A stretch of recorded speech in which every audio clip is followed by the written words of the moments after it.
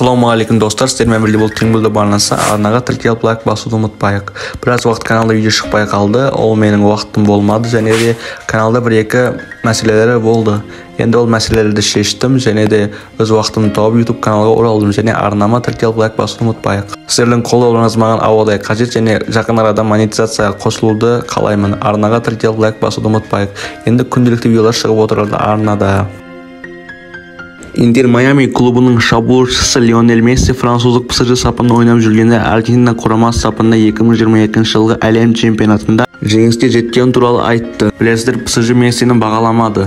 Шыны керек, бәрі мен күткендей болмады, бірақ мен әрқашан бәрі бір себеппен болады деп айтамын. Қиын кезеңді бастан өткерсем де, сонда ПСЖны жақсы көремін және ПСЖны құрметтеймін. ПСЖ керемет команда.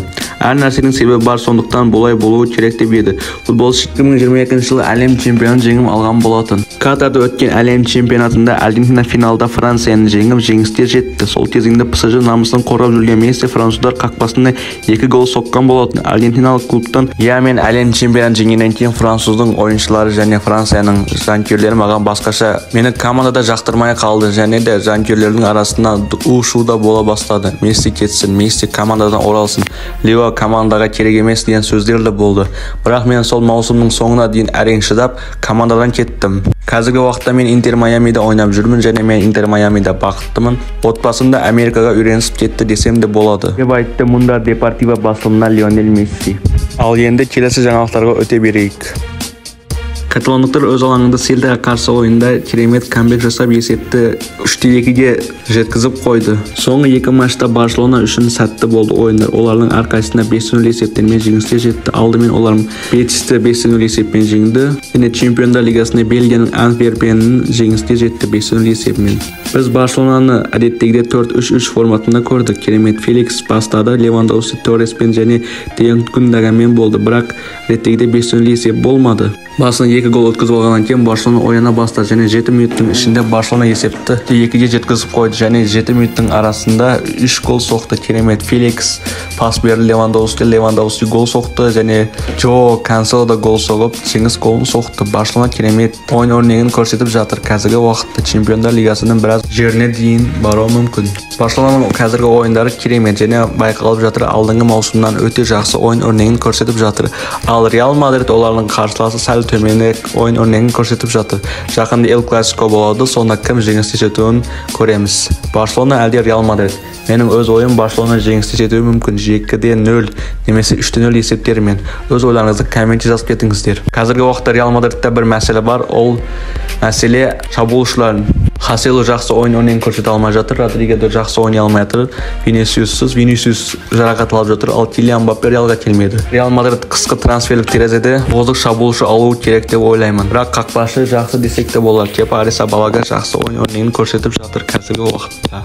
Өз ойларыңызды комментте жазып кетіңіздер. Бүгінгі видеоның тағы бір жаңалығына өте берейік.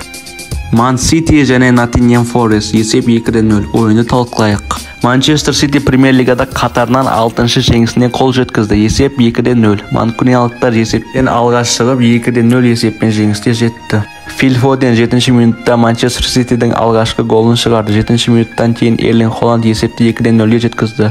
Алаң иелері кездесуді жақсы нәтижемен аяқтады. Ситидің ойыншысы Родри Эрнандес 46-ші минутта қызыл қағаз алып ойындан кетті. Манчестер Сити 18 ұпай жинап бірінші орында тұр. Ал Ноттингем Форест 7 ұпай жинап 10-шы орында тұр. Ман Сити АПЛ басталғалы бері 1-1 ұпай жоғалтқан жоқ. Керемет ойын өрнегін көрсетіп жатыр және 2024 жылғы Чемпиондар лигасын жеңуіне 40% мүмкіндігі бар деді суперкомпьютер. Лингард саудиялық клубта жаттығады. Ағылшын еркін агент мәртебесінде. 30 жастағы жартылай қорғаушы Джесси Лингард бір ай Сауд Арабиясының Аль-Иттифак клубында жаттығады. Бұл туралы клубтың баспасөз қызметі хабарлады. Жай ғана жаттығу жасап тұрады. Есте сала кетейік, ойыншы еркін агент мәртебесінде ағылшын жартылай қорғаушысымен келісім шартқа қол қою мәселесінде Аль-Иттифак бас бапкері Стивен Джеррардтың сөзі шешуді болғандан кейін Лингард пен Аль-Иттифак клубы келісім шартқа отыру әбден мүмкін. Жаз уақытында Лингард 2021 жылдың қаңтарында ойнаған Вест Хэм клубы бар. Ол уақытта Лингард өткен маусымда Ноттингем Форест сапында өткізді. Онда 20 матчқа қатысып 2 гол соққан болатын. Manchester United'de ol özünün formasını жоғалтты desek de болады. West Ham'da керемет ойнап, Manchester United'ga kelip tағы да өзінің мансабын құртып алды. Енді ол Европадан кетіп, Арабияға кетуі әбден мүмкін. Ал İttifak клубына. Manchester United'ге барған ойыншылардың көбінесе мансабы бұзылады, немесе командадан кетеді, немесе командадан ұрсып кетеді. Олар Van de Beek, Cristiano Ronaldo және де Jadon Sancho desек те болады. Jadon Sancho жақында командадан кетуі мүмкін.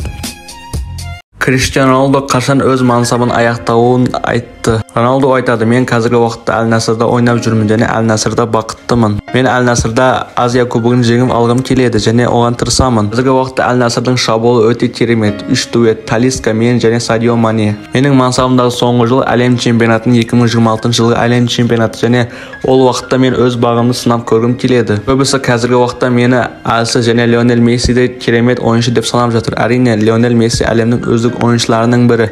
Мен де өзімді үздік санаймын. Lionel Messi 2022 жылы керемет ойын өрнегін көрсетіп және керемет жақсы нәтиже көрсетіп, өзін командасын, ұлттық құрамасын алға сүйреп, әлем чемпионын жеңіп алды. Әлем чемпионаты менің арманым десем де болады.